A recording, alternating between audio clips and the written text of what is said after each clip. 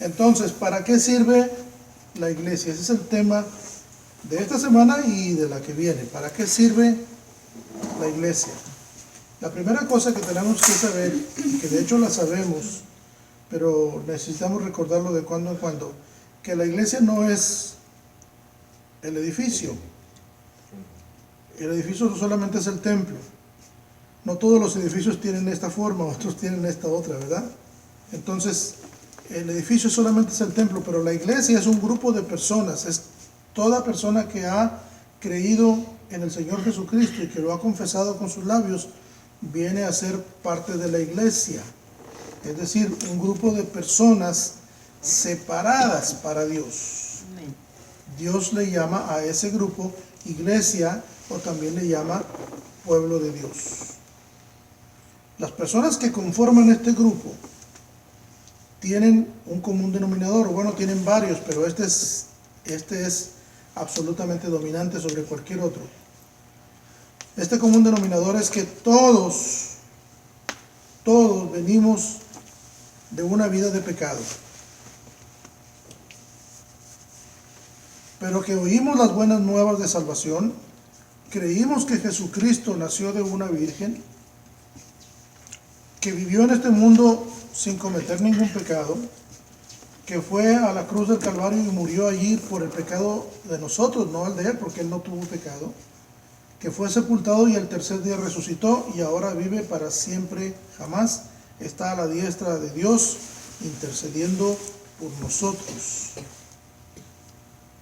Así que todas las personas que oyeron esta buena noticia y la creyeron y obraron en consecuencia, se separan del mundo, es decir, se separan de una vida sin Dios y se unen junto con otros redimidos, es decir, otros que también fueron comprados de la misma forma, y se consolidan en un grupo que se llama iglesia.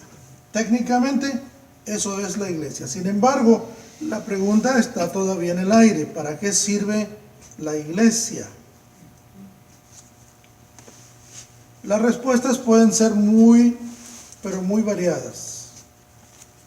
Muy variadas. Hay desde las respuestas positivas hasta las respuestas negativas a esta pregunta. ¿Para qué sirve? Bueno, los acontecimientos de la propia iglesia determinan la respuesta de la gente. Voy a darles algunas de las respuestas que la gente tiene. Voy a empezar con las cosas malas, con las malas opiniones. Número 1, muchas personas creen que la iglesia es el gran negocio, el gran billete, que el dinero corre aquí como ríos, a raudales. Otros piensan que la iglesia es el lugar perfecto para manipular la voluntad de la gente.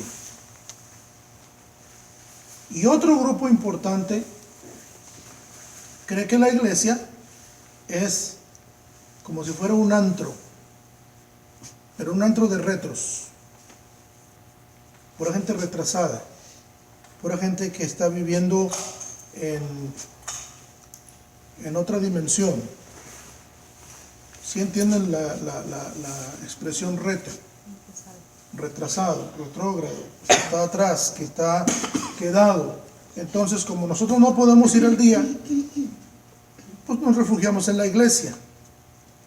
En otras palabras, para decirlo de alguna otra manera, la iglesia es como si fuera el grupo de los tontos, de los antiguos, de los quedados. Son las opiniones que existen. Si la iglesia fuera eso, entonces ¿de qué serviría? Pues de nada. Así que entonces tendremos que buscar otras opciones. Tenemos que buscar las opiniones positivas. ¿Para qué sirve la iglesia? Hay algunas opiniones que yo quiero compartirles. Son 6, pero por causa de tiempo vamos a recortarlo por esta semana a 3. Son 6, se los voy a mencionar. Número 1, la iglesia sirve para adorar a Dios. Recuerdo otra vez decirles que la iglesia no es el edificio. La iglesia son ustedes, son los adoradores, son los redimidos. son los que Dios compró con la sangre preciosa de Cristo Jesús y los arrancó de su raíz, de su origen, y los puso en un lugar especial llamado iglesia. Iglesia. Entonces, la iglesia sirve para adorar a Dios, y Dios busca que le adoren verdaderos adoradores, en espíritu y en verdad. Número 2, la iglesia refleja la presencia de Cristo aquí en la tierra. La palabra del Señor dice que nosotros somos el cuerpo de Cristo, somos la plenitud de aquel que lo llena todo en todo. Cristo en nosotros, dice la palabra de Dios, la esperanza de gloria. Así que no somos cualquier persona, somos un grupo de personas muy especiales porque la presencia de Jesús está en nosotros y nosotros hacemos posible o hacemos visible la presencia de Jesús en la tierra. Así que donde quiera que esté un cristiano, tú puedes ver una parte de Cristo, un representante de Cristo. Amén. La palabra del Señor dice que somos embajadores en este mundo en el nombre del Señor. Así que, número 3, ¿para qué sirve la iglesia? Para anunciar el Evangelio de Cristo Jesús. El Señor no le dio a nadie el privilegio, la oportunidad de anunciar el Evangelio. No se lo dio a los ángeles que están en el cielo.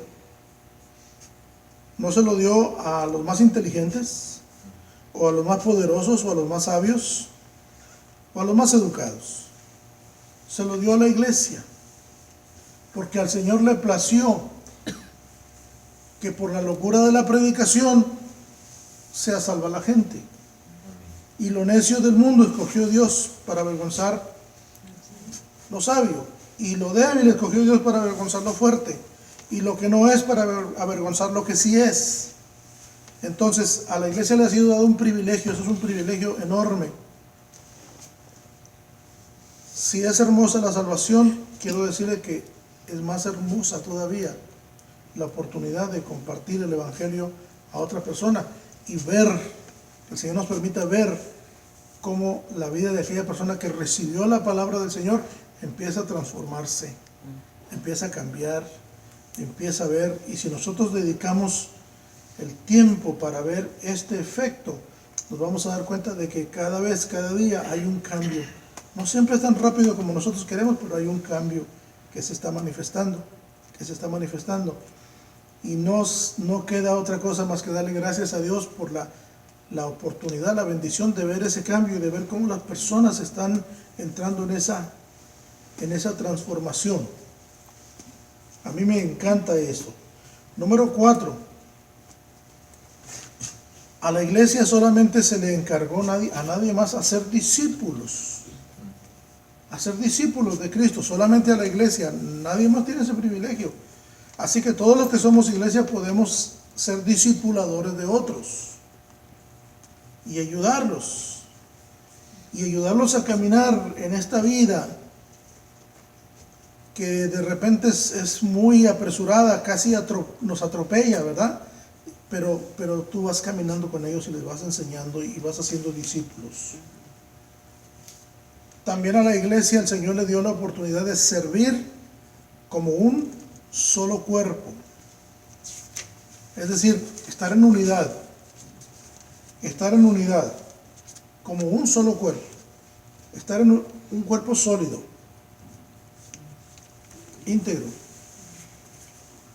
no cada quien por su lado, sino todos en uno solo. Y finalmente, la iglesia es la casa del alfarero. Es aquí el taller del carpintero, para que me entiendan. Es donde nos repara, donde sufrimos las reparaciones, donde somos arreglados, donde las descomposturas que suceden en nuestra vida por el uso, como decía hace ratito Leonardo con la camioneta, el uso, el desgaste, te van desgastando y de repente te descompones, se te quiebra algo, se te rompe algo, se descompone algo del mecanismo que nos mantiene en acción, en movimiento. Pero ¿sabes una cosa? La iglesia es el taller de la reparación. Es en la iglesia donde te reparas. Porque cuando tú estás adolorido por alguna situación que te causó dolor, no falta quien venga y te dé un abrazo, te dé una palabra que te empiece a levantar. Y otro vendrá y sabiendo del problema te dirá, hermano, cuenta conmigo para lo que quieras. Y Dios utiliza la misma iglesia para las sanidades y Él hace también las sanidades que nosotros necesitamos. Así que todas estas cosas en la iglesia. Hoy por cuestión de tiempo solamente vamos a ver algunas dos o tres para poder resolver esta pregunta adecuadamente. ¿Para qué sirve la iglesia?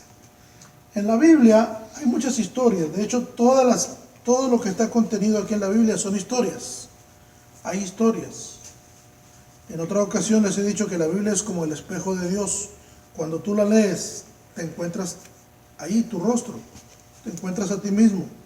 Las historias que se platican, en alguna manera, tú te identificas con ellas. Se convierten en tu historia, con otro nombre, en otro tiempo, en otro lugar. Pero es la historia tuya, la lucha tuya, el quebranto tuyo, la alegría tuya, la victoria tuya o la derrota tuya. Está contenida aquí en la Biblia. Algunas de las noticias o algunas de las historias que aparecen en la Biblia son hermosísimas. Otras son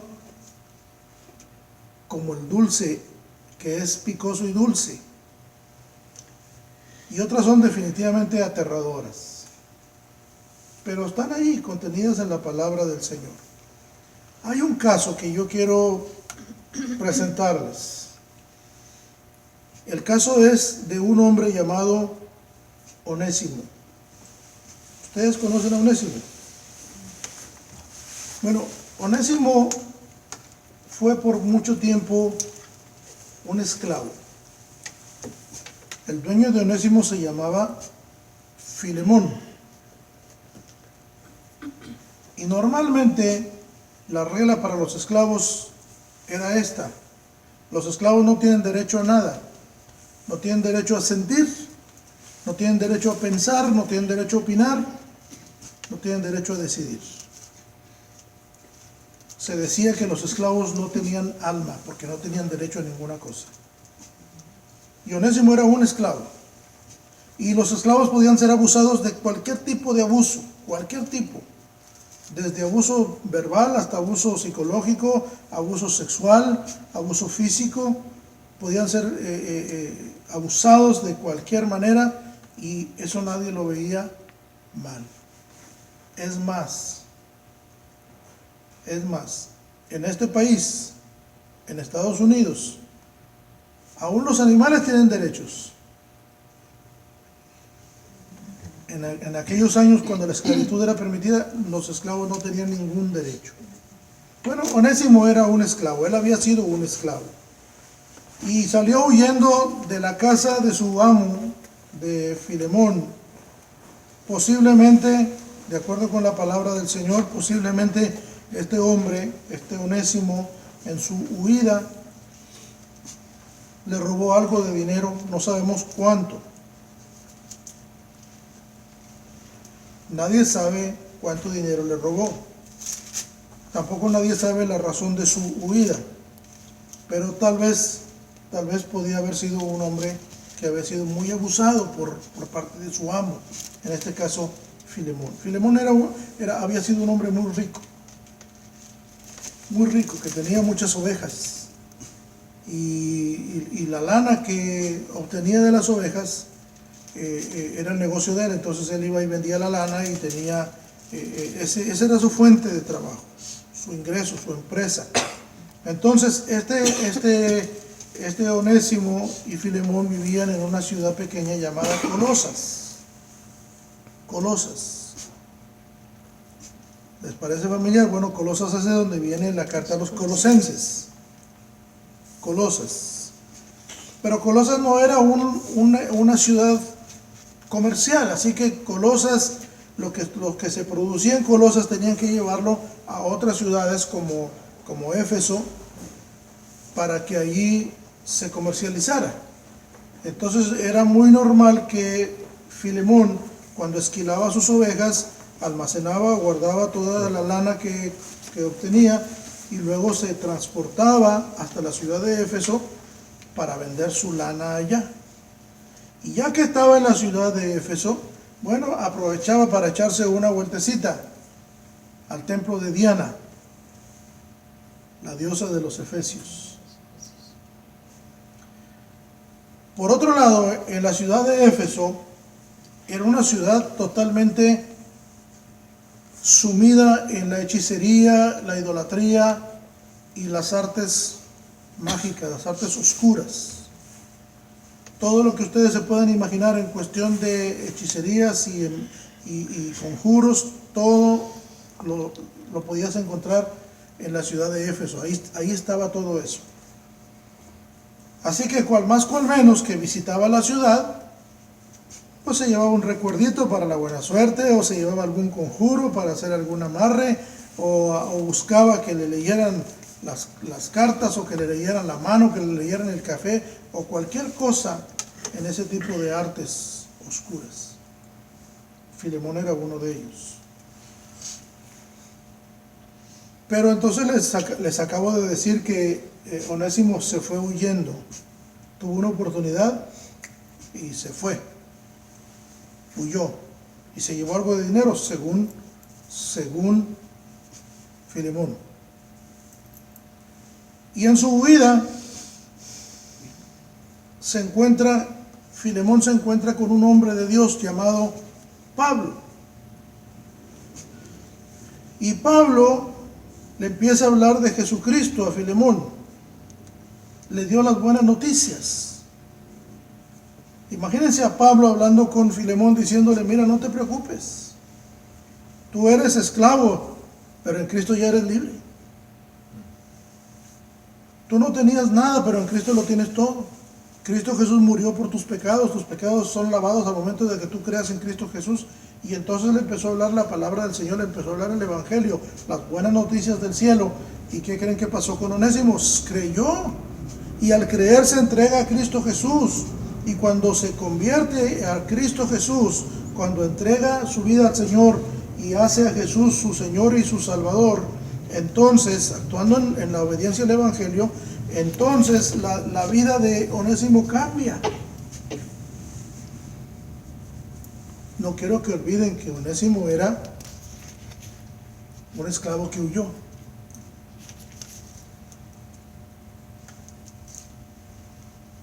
Este hombre era alguien que estaba huyendo, pero está encontrando una nueva dimensión de vida. Al llegar a los pies de Cristo Jesús, el hombre encuentra un nuevo estilo de vida, una nueva forma de vida, y empieza a servir a Pablo. En la medida que Filemón empezó a crecer dentro de la iglesia, alguien dijo que la iglesia sirve para crecer. Entonces, en la medida que Filemón empezó a crecer también en él el deseo de servirle a Dios. Pero como Dios no lo podía ver, entonces él decide servir a Dios a través de la persona que lo llevó a los pies de Cristo Jesús. Cuando Onésimo fue encontrado, era una piltrafa humana, con un pasado aterrador y un futuro sin ninguna esperanza, con profundas heridas en su corazón. Un hombre destruido totalmente. Pero la palabra de Dios y el Espíritu de Dios empezaron a regenerar en él una vida nueva, una vida diferente. Lo que nunca se imaginó Onésimo, que podía cantarle a Dios, que podía adorar a Dios, que podía ser consolado de sus penas, de sus problemas. Lo que nunca se imaginó este Onésimo de que existiera es que había bondad en la gente. Él desde que nació, tal vez nació esclavo y toda su vida lo único que había visto era abusos. Pero ahora está viviendo en una nueva dimensión. Ahora está viviendo en un aspecto diferente. Ahora está viviendo dentro de la iglesia. ¿Qué fue lo que pasó con este hombre llamado Onésimo? Bueno, lo que pasó es que una vez que Pablo lo encuentra y le empieza a hablar de Cristo Jesús, lo que sucede en el mundo espiritual es que Pablo prácticamente lo llevó de las manos a la casa del alfarero. Ahí donde se hacen las vasijas para honra, ahí donde se fabrica, donde se construye, donde se edifica la vida.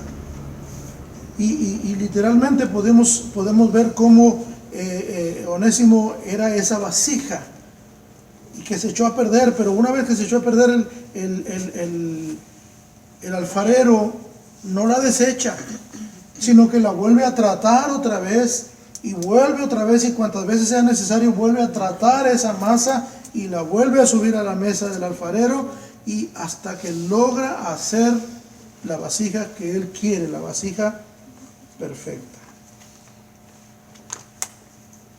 Ahora Onésimo tiene una vida mucho mejor. Tiene esperanza, tiene fe, tiene temor de Dios. Onésimo empieza a ser el reflejo de Cristo aquí en la tierra. Ahora es un adorador, es un alabador, es un servidor. No se nos olvide que sigue siendo un esclavo huido, anda huyendo. Y seguramente que en algún momento en esta nueva vida, Onésimo abre su corazón con Pablo y le platica su triste vida.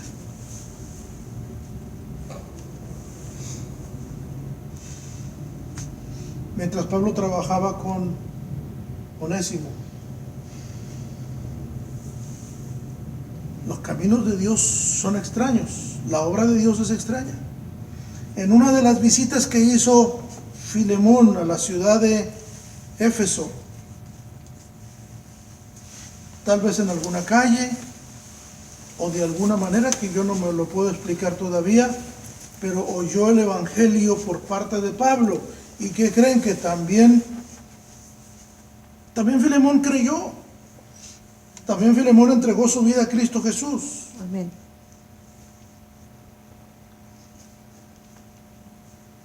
Filemón no sabía que Onésimo ya era cristiano.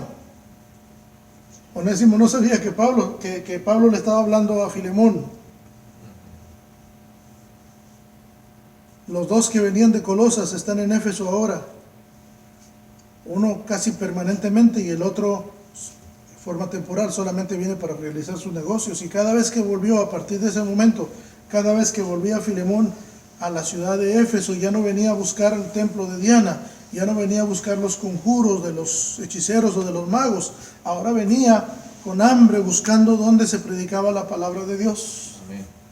Venía buscando al resto de la iglesia, porque él había realizado ya que él era también parte de la iglesia. Al igual que le pasó a Onésimo, también Filemón empezó ya a ser un adorador, empezó a servir al Señor, empezó a buscar de Dios, empezó a tener temor de Dios, empezó a reflejar al Cristo que lo salvó. Y como dije, no hay satisfacción más grande para una persona el que le puedas hablar a otro de Cristo, reciba al Señor como su Salvador y empiezas a ver la transformación.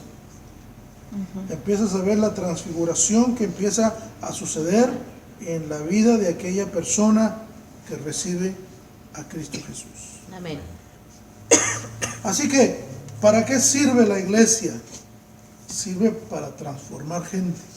Amén. Sirve para trasladar gente. Bueno, el traslado lo hace Cristo Jesús, ¿verdad? De las tinieblas a su luz admirable. Amén. Pero es a través de la iglesia que sucede este traslado. Es a través de cada uno de nosotros que las personas que no conocen a Cristo deban conocerlo. Es a través de cada uno de nosotros que las personas que no tienen esperanza cuenten con una esperanza. De los que no tienen fe lleguen a tener fe. De los que estaban metidos en la miseria y en la pobreza salgan de esas tinieblas y entren a la luz admirable del Señor. Es tan satisfactorio, es tan hermoso, es tan bonito que uno pueda cumplir con aquello para lo cual el Señor nos alcanzó. Amén. Alcanzar a otros. Alcanzar a otros. A veces llegamos a pensar que la iglesia es el punto final para nosotros. La gente que no conoce a Cristo piensa que aquí estamos muertos y que estamos más aburridos que un muerto. Pero sabes una cosa, este no es el punto final, este es el comienzo. La iglesia realmente es el comienzo de una nueva vida. Es el inicio. Es el nuevo comienzo para cada uno de los que entramos a este camino, al camino del Señor y que formamos parte de la iglesia. Y a veces tú no te das cuenta la obra extraña que Dios hace, como en el caso de Onésimo y de Filemón. Tal vez se juntaban en algún evento y nunca se vieron.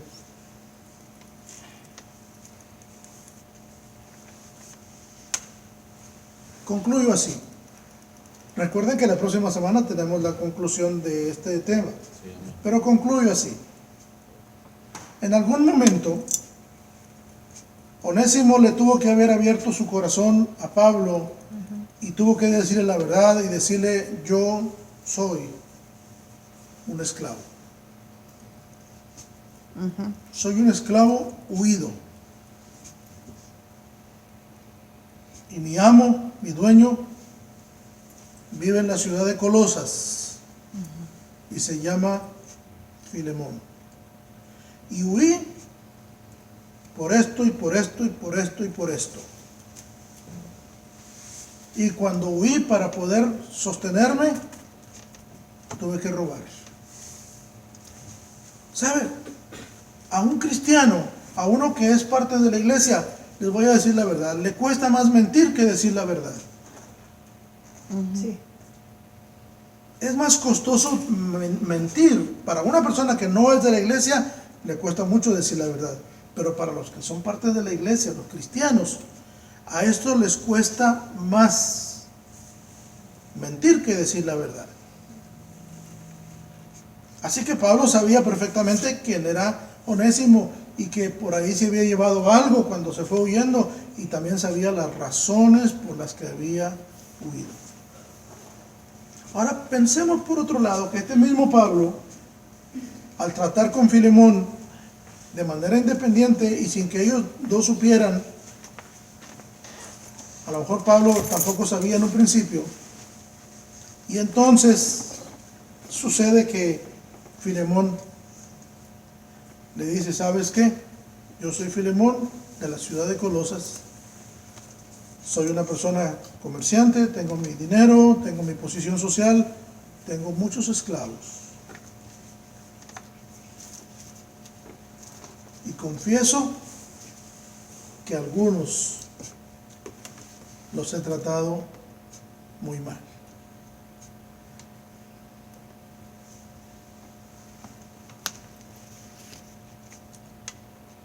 Historias de la Biblia, historias que aterrizan en la vida de cada uno de nosotros. ¿Para qué sirve la iglesia? Para edificar vidas, para construir, para hacer que la verdad salga a la luz. ¿Para qué sirve la iglesia? Para resanar las heridas, para restaurar las vidas, para reposicionar a la gente. ¿Para qué sirve la iglesia? Bueno, tenemos ahora a dos personajes que se conocieron, convivieron antes de conocer a Cristo, y que primero Dios la próxima semana vamos a ver qué pasa con ellos cuando se vuelven a encontrar otra vez, pero ahora en Cristo Jesús. Amén. Por lo pronto, bástenos saber que la iglesia es del Señor. Él la creó, Amén. Él la formó. Y esta mañana leíamos en la reunión que teníamos de los miércoles por la mañana, y las puertas del infierno no vencerán a la iglesia. Y esa es una excelente noticia. Amén. Las Amén. puertas del infierno no vencerán a la iglesia. Que Dios les bendiga. Amén. Amén. Amén.